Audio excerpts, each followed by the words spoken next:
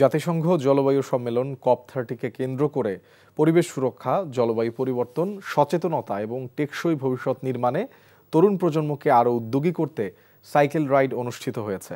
সকালে ঢাকা বিশ্ববিদ্যালয় থেকে জাহাঙ্গীরনগর বিশ্ববিদ্যালয় পর্যন্ত এই সাইকেল রাইড হয়েছে।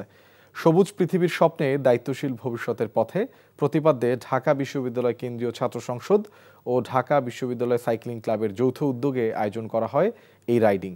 রাইড শুরুর আগে ডাকসুর ভিপি আবু সাদিক কায়েম বলেন, জলবায়ু পরিবর্তনের ঝুঁকি, পরিবেশ সচেতনতা এবং টেকসই ভবিষ্যৎ নির্মাণে তরুণদের ভূমিকার বার্তা ছড়িয়ে দেয়াই এই আয়োজনের মূল লক্ষ্য।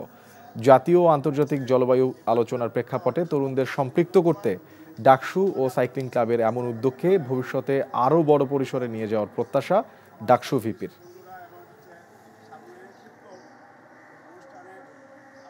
আমাদের এই পরিবেশ সুরক্ষা এটা আমাদের অন্যতম দায়িত্ব।